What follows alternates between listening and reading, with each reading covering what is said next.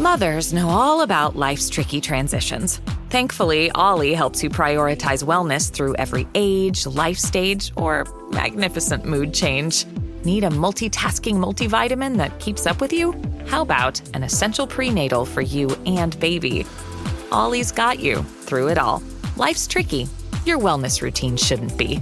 Get what you need at ollie.com. Your body is an amazing machine. It turns food into energy, heals wounds, supports your consciousness, and so much more. But it needs the right fuel to function at its best. Organifi is a line of organic superfood blends that offer plant-based nutrition with high-quality ingredients and less than 3 grams of sugar. This fall, you will want to try Organifi Gold. This delicious superfood tea helps you sleep and recover so you can wake up feeling refreshed and energized. It supports rest and relaxation, a healthy immune response, and a better response to stress. And don't forget about Organifi's other products, including their red juice, which is still my favorite, a delicious superfood punch that increases energy without the caffeine. You can reach for it in the afternoon instead of that sugary snack. You can experience Organifi's high-quality superfoods for less than $3 a day. Go to www.organifi.com/bestofyou and use code bestofyou for 20% off your order. That's ORGANIFI.com/bestofyou and use code bestofyou for 20% off any item.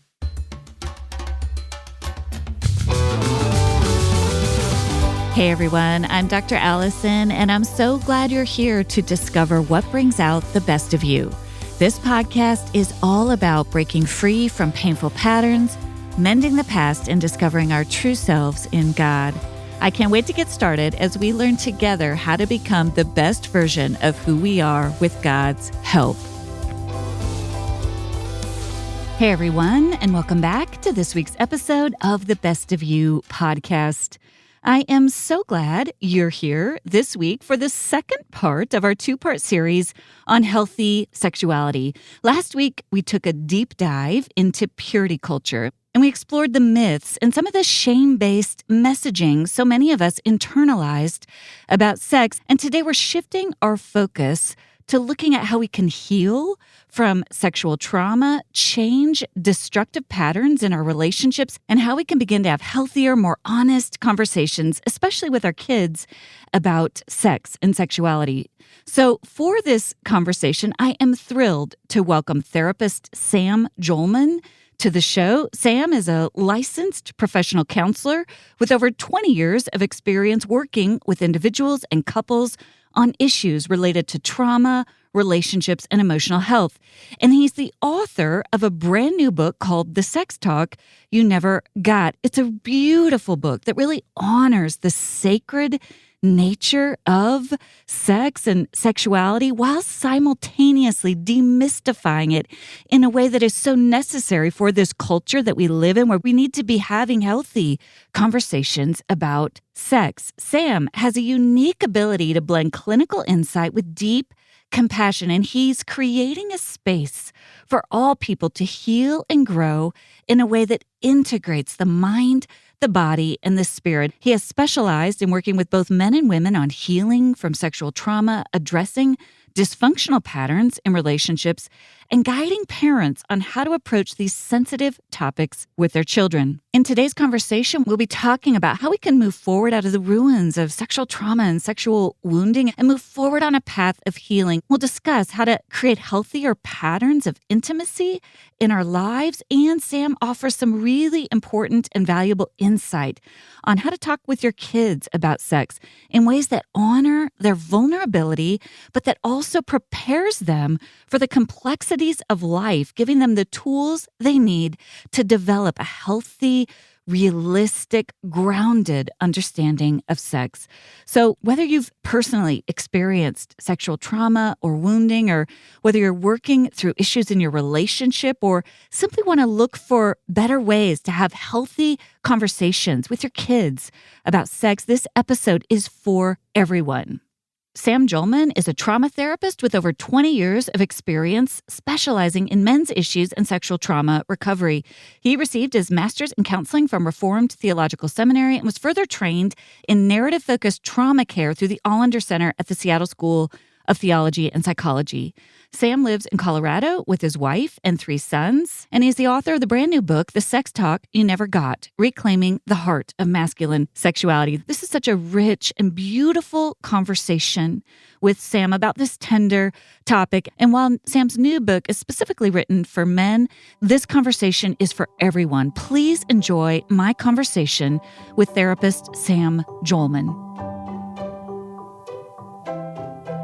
I'm thrilled to have you on the podcast, Sam. Thank you so much for joining us and really speaking into what is such an important topic for so many of us. So thank you for being here. Allison, thank you for having me on. And thank you for being willing and open to this important conversation. Yeah, it is. And I thought about it as I was preparing for this conversation. I bumped up against internally some of the parts of me. I was raised in what we now talk about as purity culture. I didn't understand what that was at the time, and having to unpack some of the internal resistances to having these conversations, even though as a therapist and a clinician and a parent, I've worked through so much of that. And so I just appreciate your willingness to walk us through this. You're a therapist who specializes primarily in men's issues and in marriage counseling. Is that right, Sam? Mm-hmm.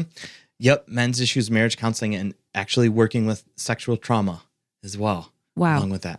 How did you find your way into that area of specialty? Well, I started, as probably most of us as therapists start, as a 19-year-old going into my own counseling, my first experience of counseling, and feeling what felt to me like magic. I sat with a really kind, skilled therapist who had a way of drawing me into my heart and into places of, I was managing a depression at the time.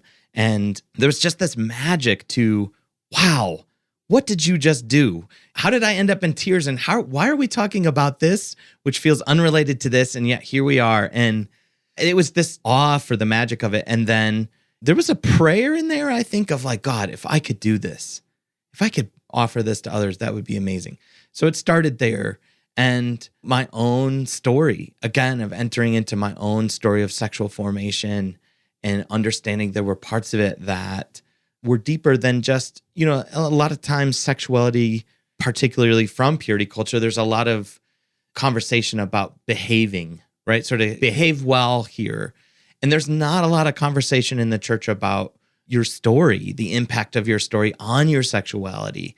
The experience you describe, try writing a book on sexuality, that will certainly let you know where you still hold sexual shame. And I very much in writing this book had to go back and do my own counseling and do some of my own EMDR to really keep doing layers of work here.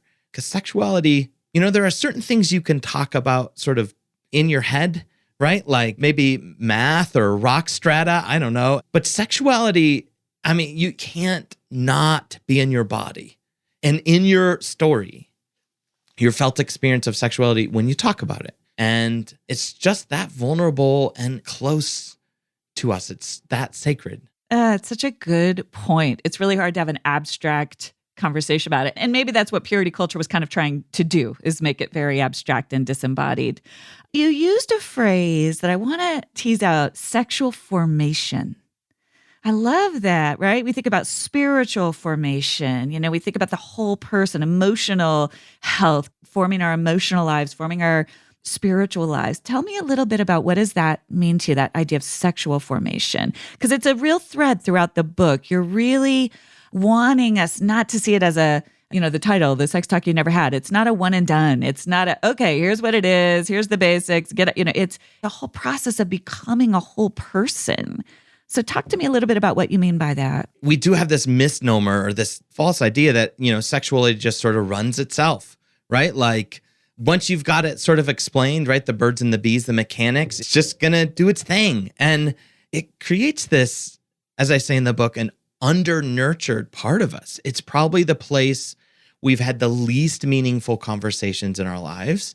And I would say even particularly for men, the banter of locker room talk, as we say, right? Or sex jokes and this idea of, again, it's just meant to work. And the stats that I've read say 85% of couples will experience, even in the mechanics, even just in the physicality of bodies, will experience some sort of sexual dysfunction at some point in their marriage. So 85%. It's saying even the mechanics don't just sort of work and the plumbing just happens. So, but along with that, I'm borrowing this line from Esther Perel, another writer on sexuality, who says, there's the mechanics of sex, but then there's the poetics of sex, which is this beautiful line that captures the desire side of things and the story that's around sexuality, which is the sex talk should also be the romance talk. Or, one of my sons who are coming of age asked, Dad, so how do you ask a girl out? Right. And there's a little moment of formation there of well, buddy, here's how you might have a conversation like that. Or I think about it the way that you're describing it. I think about it's analogous to how we think about marriage. All right, you get married, you're done, you're married, go on and have a healthy relationship for the next 50 years. It's are you kidding me?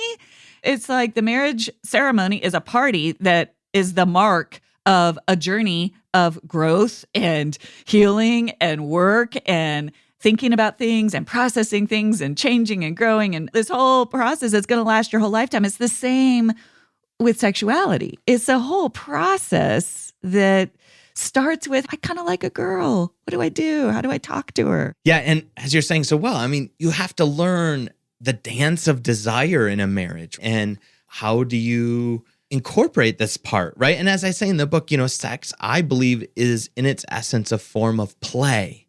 It is a place our love plays. And it's not the only place, right? It is, in fact, you need other places of play in marriage, right? Taking up dance or even card games, right? Or like my wife and I, reading a book together and talking about it. That can be a form of playful conversation. Or my wife and I did couples yoga for Valentine's Day a couple years ago, and that was playful. It was a different way of learning how to be with each other and learn something other than just task mode that we're so often in as, your business partners and your co-parents and all of the things that you have to do and homeowners together. But sex is meant to be this other place that you play.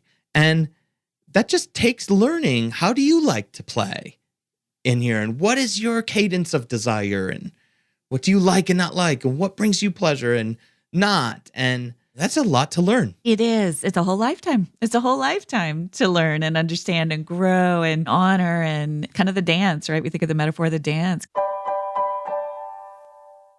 I am so excited to share with you guys an incredible scientific breakthrough to support our long-term health and wellness. C15 is the first essential fatty acid to be discovered in 90 years. And what's amazing is that studies have shown it's 3 times better, broader, and safer than omega-3. Now, Fatty 15 is made with pure C15, and it's revolutionizing how we support our long-term health by repairing and strengthening our cells from the inside out. If you've been feeling sluggish, sleeping poorly, or just noticing that you're aging faster than you'd like, you may actually be low in C15. Fatty 15 is designed to replenish that essential nutrient and improve your metabolic, liver, and heart health while giving you deeper sleep and even healthier hair and skin. Plus, Fatty 15 is vegan, 100% pure, and free of fillers or preservatives, unlike many fish oils that go bad before they even leave the bottle. With Fatty 15, you get a clean, powerful way to restore your long-term health. Fatty 15 is on a mission to replenish your C15 levels and restore your long-term health. You can get an additional 15% off their 90-day subscription starter kit by going to fatty15.com/bestofyou and using code bestofyou at checkout. As the leaves turn and the air gets crisp, it's time to stay cozy this fall with Cozy Earth. Cozy Earth has transformed my home into a sanctuary of comfort and tranquility. My absolute favorite has to be the bamboo sheet set. These sheets, made from 100% premium viscose from bamboo, are not just incredibly soft, but also breathe so well, ensuring I sleep cool every single night. And speaking of cool, the women's bamboo pajama set is also a game changer. The stretch knit fabric keeps me just the right temperature through the night. It's perfect for those long, restful evenings. And don't get me started on the luxe bath sheets. Stepping out of the shower has never felt more luxurious. Cozy Earth products are not only designed with luxury in mind, but they're built to last. With a 10-year warranty, their commitment to quality and responsible production means you can enjoy unparalleled comfort for years to come. Go to cozyearth.com/bestofyou and use code bestofyou for an exclusive discount for up to 40% off. And if you get a post-purchase survey, say that you heard about Cozy Earth from the Best of You podcast. Wrap yourself in luxury this fall with Cozy Earth. You start out the book, Sam, with these stories. I think there's 3 stories where these kids are essentially giving these bids to their parents in some small way. These bids, Gottman talks about couples. We give bids to our partner. That was so fascinating to me when I read that about Gottman, because we do it all the time, right? Like, oh, look, I just washed the dishes is a bid for, oh, thank you so much for washing the dishes. Or, oh, look at that beautiful bird is a bid for, oh, you're interested in that bird, right? So I looked at these stories as kind of these kids giving bids, like subtle bids that they want to talk about this. And they don't know how to talk about it, and they're terrified to talk about it. And in each of the stories, the parent, doing the best they can, kind of ignores the bid, either completely ignores it, shuts it down, or reveals their own shame and awkwardness about it. And so the kid in the stories that you're sharing, these clips, isn't getting what they really need, which is someone to come alongside them and say, let's talk about this. What are you really asking here, right? It just was so profound to me because I thought, gosh, for so many of us who didn't get parented through that, we're demonstrating our own awkwardness in those moments. We don't know, oh, this is first of all a bid for my child saying, I need to talk about this. So I thought that was so powerful, just to even catch a glimpse through your eyes of this is happening. And we as the parents are responsible to watch for these bids and really engage with our kids. And then you coupled that with some research from Harvard that talked about how 70% of young adults are saying they want more conversations with their parents about sexuality, about sex and romance. That was just such a powerful way to open the book. I guess I'm curious, at a broad brushstroke level, what are some ways that we as parents can be, well, I guess there's 2 things here. One is, what is the work we need to do so that we're ready and prepared for those conversations? And what are some of the things we need to be watching for to really help our young boys and our young girls so that we can be nurturing them into the fullness of this sexual formation? Great questions. Yes. I love your language of bids, the bids for connection, right? You're right. Those are moments where they're asking for attachment, like lean in, read my face, read my curiosity, ask me the next question, right? I don't even know what I don't know, but stay with me. And you're right. I hadn't thought about it that way, but it really is the sense of these moments of being under-nurtured because of being missed. And I would say at some level, again, you cannot talk about sexuality outside of your body. It is just one of those topics that will bring you into your body and into your own felt experience. So first and foremost, before anything that you say or do with your children in terms of educating them, I think the most important thing you can do is address your own places of shame. Address your own sexual shame. Where does it haunt you? Where does it grip you? Some of those stories, one of them in particular is the story of a father who dropped his face. He looked away from his son and broke eye contact. And all of them at some level are the removal of the face, which is the universal sign of shame, right? We drop our face. We break our eye contact when we feel shame. So most likely these are not stories of like terrible parents, right? They're stories of parents with their own shame and feeling their own shutdown inside. Oh, it's awkward to talk about sex. It's vulnerable. It feels like, what if I screw it up? And then again, especially if you have your own sexual shame there, it will cause you to break contact or shut down. So please begin to be curious about your own story. Where has shame held you? What are those stories? I mean, literally get out a pad of paper and make a bullet point list of what are the 10 stories that shaped you? What's your sexual formation, right? Because again, if you go without a talk, as most people did, my father-in-law very vulnerably said to me when I was telling him about this book, I didn't give my son a talk and I didn't get one, right? In other words, there's this generational neglect. So just sitting down and saying, what did shape you? What took the place of healthy conversation? So that would be number one. And then how do you begin to approach your children? Well, first of all, the pressure's off. It is not one talk. It is, as one writer said, 100 or a couple hundred 1-minute conversations. You don't have to do the hour-long diagrammed lecture, right? Where you make sure you cover everything. In fact, your children would not be able to bear that much at one time. It is vulnerable, even for them, even though they're hungry. And so trying to read them and read their hunger, read where are they asking questions and answer them, answer their questions, and go as far as it feels like their curiosity has been slaked, right? That they're okay, they're good in that moment. I love what you're saying. It's a series of moments, being very attuned to the moment. Just like you said, even with your son, like, how do I ask a girl out is a moment to engage. And, oh, tell me about that. What's the girl like? How are you feeling about her? What are you thinking, right? Not jumping ahead of where they are, but just really staying with them and showing we're okay. If we've done our own work and we're okay, it's not that we have to have all the right answers or the right formulas. We're being with them.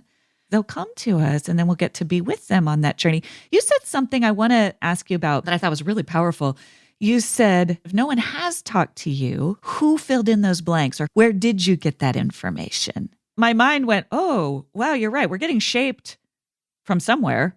So where are we getting shaped from, most of us, if we're not talking about it in our homes with our parents? Yeah, your sexuality doesn't just sort of sit on a shelf, right? Waiting until you bring it out and talk about it or get the formation, right? It is living your story right with you. It is in your body, right? It is a part of you.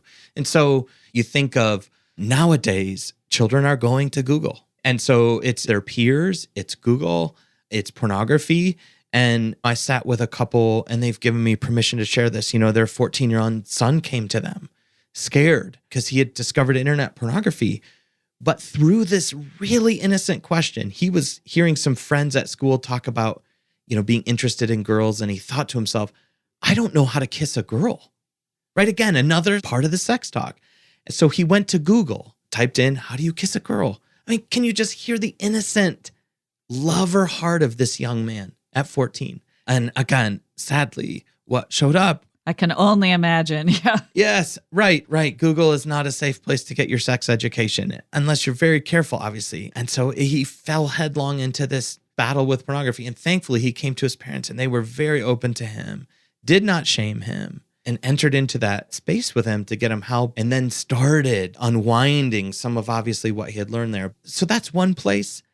Again, sadly, there are many of us that have had our sexuality awakened in sexual harm, which is a very tragic thing to recognize. But there are stats saying that women who experience sexual abuse have earlier menstruation, right? Begin menstruation earlier. In other words, there's this sense that something in their body is that impacted by sexual abuse. It awakens something. I mean, what a heavy thing to have your sexuality awakened in the context of harm. And meaning like suddenly you know far more about your body or about sex. Before you're ready to know it in a way. Yeah. Right. And through pain. And so, that is very tender work, but beginning to recognize that there wasn't the story of innocence and romance and love, right? There was manipulation and harm. So that's a place to go because the realm of evil would love for you to believe that your abuse is your fault, that even your curiosity that led you, like this young man, led him to pornography, that's his fault, right? That something's twisted or perverted about him. And then, you can see, oh my goodness, it was your innocence that led you there. So being able to recover that sense of innocence and awe for your own sexuality, those are the stories that shape us. Yeah. And again, as parents, being really aware and attuned in a culture where there's so many messages, and then in our faith communities where maybe it's, you talk in the book about how both culture and church have shaped our sexuality for bad and for good. Can you speak a little bit about that side of it? Well, again, obviously purity culture, we could talk for hours about that, but generally speaking, that sense of hey, here's the basic anatomy, and then quickly a rush to, but don't feel this. Don't do anything. Don't do it. Just wait. Yeah. There's no real exploration there's just sort of this shutdown approach. There's not really a blessing of, this is actually really good, and your body was made for pleasure. And isn't that cool what that says about God and our design and the questions about just the cultural things being brought up? This sense of just shut it down creates this, I would say, this animosity with your own body, right? Because then when you begin to feel arousal, which is not the same as lust, and you experience being awakened in your own sexuality, that sense of, well, this must be wrong, right? And it creates this animosity or even suspicion of your own body, right? And you end up repenting of a body rather than repenting of the flesh. Ooh, that's a good word. Yeah. Yeah, you're repenting for a bodily mechanism that God designed to function, to have. Yeah, obviously that's the church. Outside of the church, a lot could be said as well. But this sense of, as I say in the book, there's not really the sense of sacredness or awe. This kind of permissiveness that I would say is false blessing, right? It seems to be blessing, right? Like, wow, I'm sort of blessed to do what I want, right? And that permissiveness is also neglectful. It's not integrating sexuality with love. Again, I'm not saying this is person for person, but that general sense of permissiveness is not blessing. It's not nurture. I hear what you're saying. There's a ditch on both sides of the road and I remember thinking that, there was a way in which in my own journey, I was like, oh, well, at least in the secular culture, I can sort of get the information that I need and not the shame and not the stigma. And yet also there's sort of a reductive component to it. There's almost a loss of what you describe as awe. I want to circle back to that. And then the other side, it's just sort of like shut it down. It's like a switch you can flip and you flip it, at one point in life and then you're good to go. And we're all just kind of wandering around going, okay, and so I want to talk about this. You say, I love this. So first of all, you talk about how baseline, and you're talking to men, but I think it's true for all of us. At the core, you're a lover. We're lovers. This is a beautiful part of our God-given design. You then go into this idea that God most wants your awe, not your purity. Wow. I thought that was such God most wants your awe, which kind of gets at what you're saying. There's something very deep here, but it's bigger and far richer and far more beautiful than just purity. Talk to us a little bit about that. Yeah. So if purity isn't the goal, right, as I'm obviously saying, that can be harmful as a message in itself. Obviously, there's a way in which we're called to purity, but as the goal, right, then what is it? What is this vision, right? And I'm exploring this idea of awe. Awe is this odd studied emotion. The best definition I read was, it's in the upper reaches of pleasure on the edge of fear, right? And we don't often associate fear next to pleasure as emotions. What is something that you're both afraid of but drawn to? And, I think of asking my wife out for the first time, right? And that was definitely a moment where I felt fear, but also an incredible amount of draw to my wife. And that was a moment of awe. The word I would use there is there's a reverence. Right? You think of like a beautiful waterfall, right? It is thundering and powerful, and yet it is moving, right? And what is that capacity to receive people in the same way? There's a researcher, Dacher Keltner, who wrote a book on. He would say, he thought what most moves us with awe, he thought it would be nature, or he actually said even like religious experience. He said we are most moved in his research by other human beings in what he would call moral beauty, like living good stories or overcoming, that moves us the most. So I'm inviting this fuller sense, both of beauty, right? To take in the full person. We have such an emaciated view of human beauty, right? We think it's this very strict set of standards for what's attractive. And I really believe God made every single person full of his glory, right? We are all beautiful. Gorgeous. I agree. The human spirit, the human soul, the human body is just gorgeous in all of its manifestations. and worthy of awe. I love that. I love what you're saying, that idea of awe as this reverence, respect, wonder. We have lost so much of that. As you're saying that, my mind is just popping in every direction. We've lost that wonder at the goodness and beauty, as you're saying, of creation. Well, in some ways, I think we have it with creation, but we don't have it with each other anymore, with human creation, human creatures. That's amazing. Yeah, we have this little glimpse in the Olympics, right? We're in the Olympic season as we're recording, and that's a place where I think, again, we don't necessarily use this language, but it is all about human awe. It's the whole point, right? Is to watch people pushing the edges of what is possible in the human body and doing it so gracefully. And not just that, but also the stories of these athletes and what they've overcome, right? We're so drawn to that. And that is, again, the word I would use there is that is awe. Yeah, that's really powerful. And then to think about that as it relates to desire and honoring even sexual desire. Our dogs love Sundays. I'm not kidding. One of our dogs was the slowest eater on earth for the first several years of her life. It was painful how long it would take her to eat. The minute we introduced her to Sundays, she just laps it up. She loves it. Sundays is healthy dog food that's easy to store and serve. Most foods are one or the other, but Sundays is both. It's fresh dog food made from a short list of human-grade ingredients that contains 90% meat, 10% superfoods, and 0% synthetic nutrients. But unlike other fresh dog food, it doesn't require refrigeration or preparation. It's air-dried, so you simply pour and serve. It's so easy. Get 40% off your first order of Sundays. Go to sundaysfordogs.com/bestofyou or use code bestofyou at checkout. One of the things that's transformed the way I shop for my family's groceries is Thrive Market. They're not just any grocery delivery service. They are committed to the highest quality standards. And knowing that everything I order has been ethically sourced and meets these strict quality guidelines gives me peace of mind, especially when it comes to what I feed my family.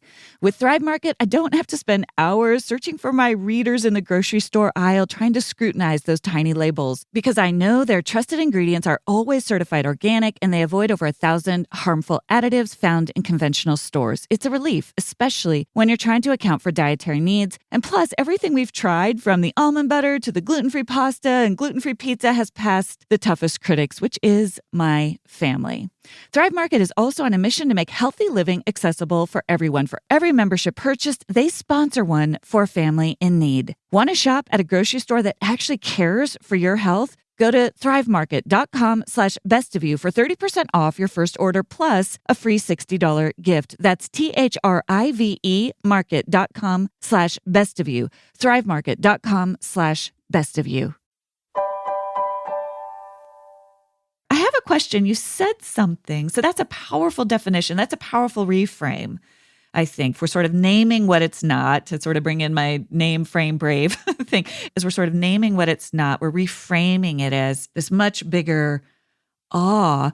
When you were defining awe, you said something about it's something we're drawn to, but also a little bit fearful of, in that holy, healthy, I think about God, right? Where there's that reverence.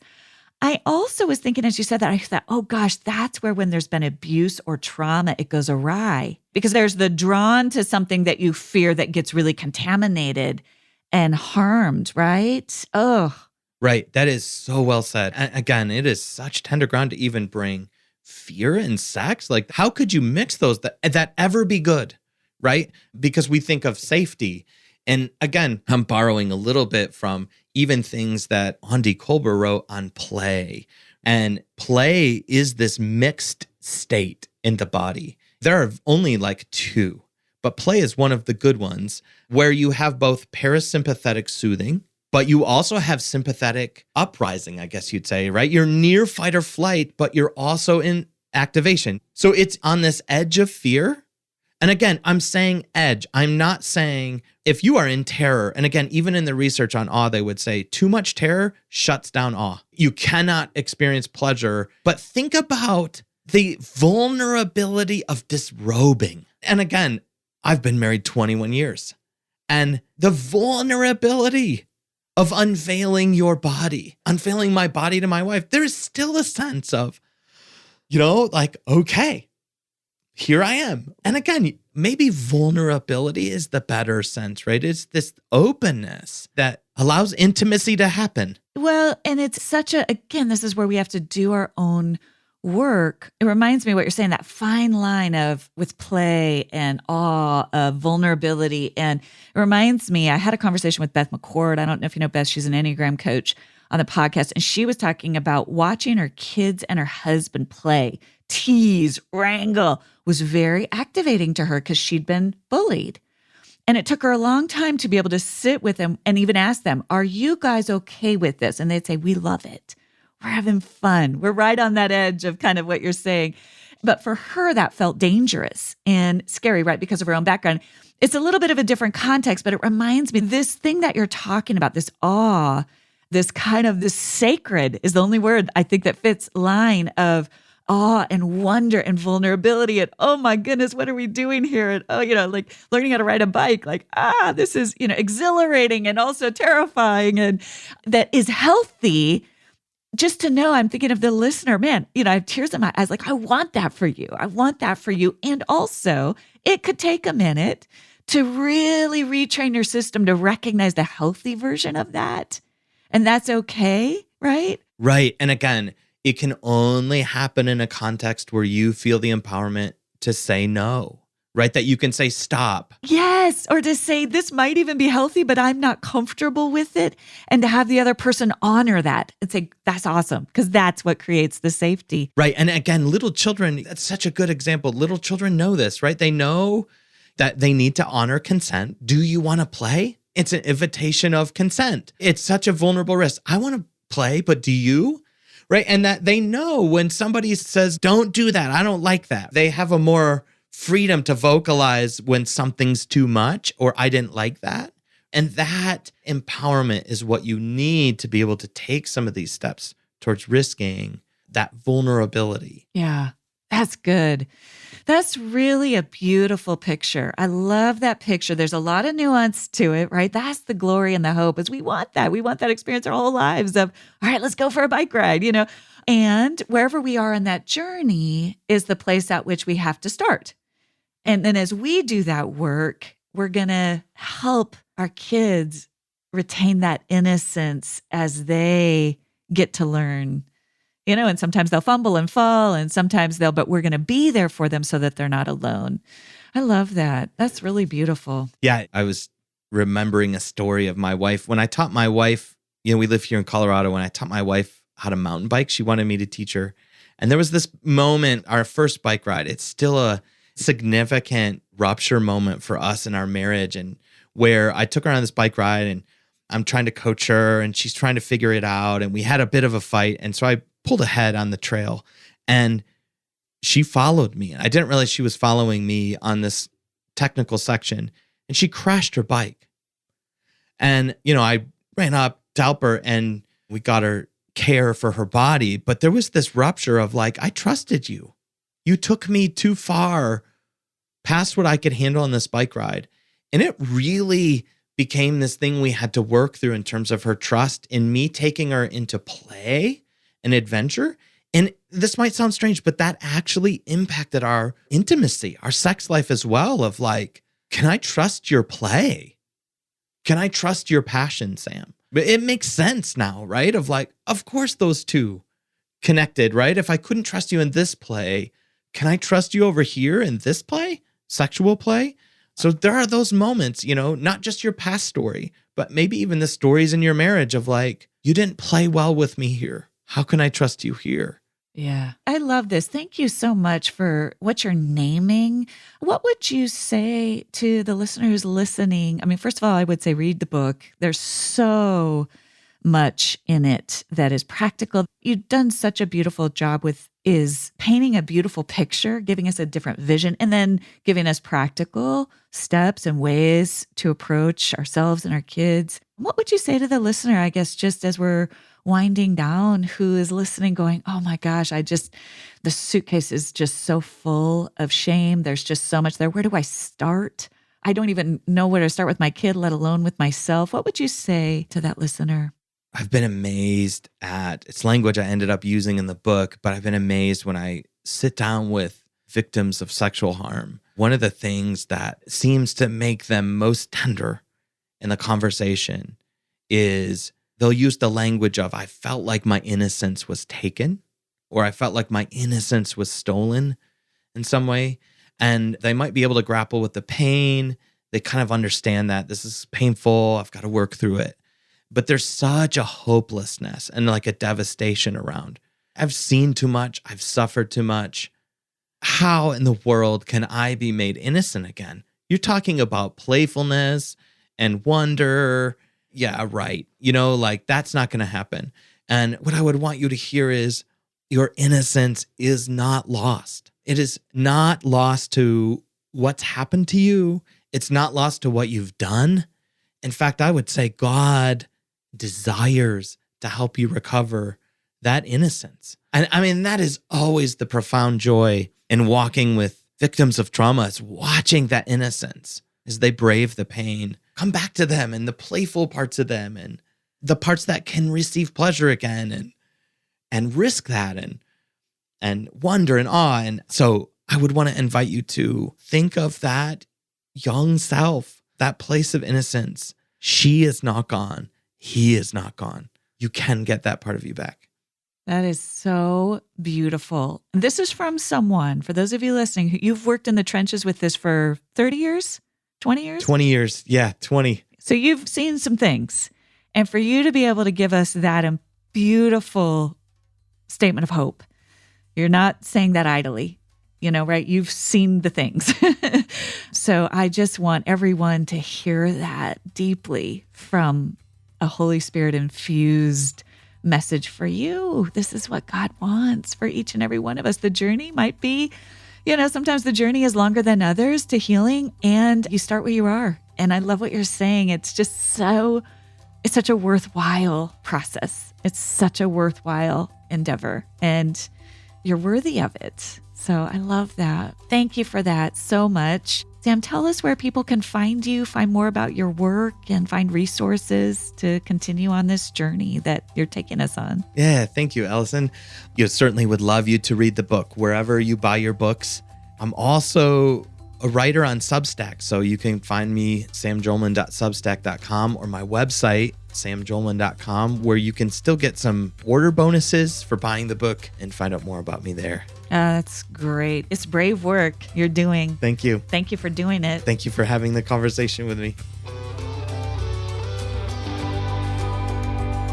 Thank you for joining me for this week's episode of The Best of You. It would mean so much if you take a moment to subscribe.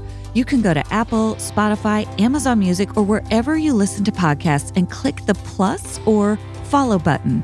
That will ensure you don't miss an episode, and it helps get the word out to others. While you're there, I'd love it if you leave your 5-star review. I look forward to seeing you back here next Thursday. And remember, as you become the best of who you are, you honor God, you heal others, and you stay true to your God-given self.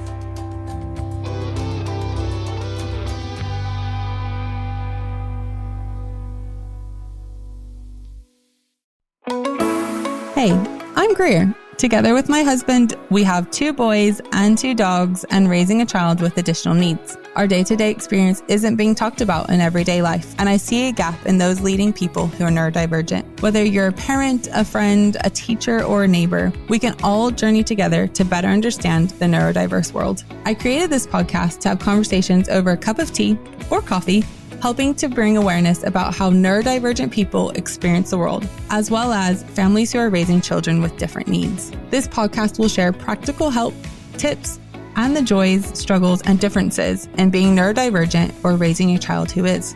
Each week, I will spend 30 minutes talking and interviewing others in the neurodiverse space and giving you the opportunity to learn and grow and feel seen and heard by how we interact with each other and the world.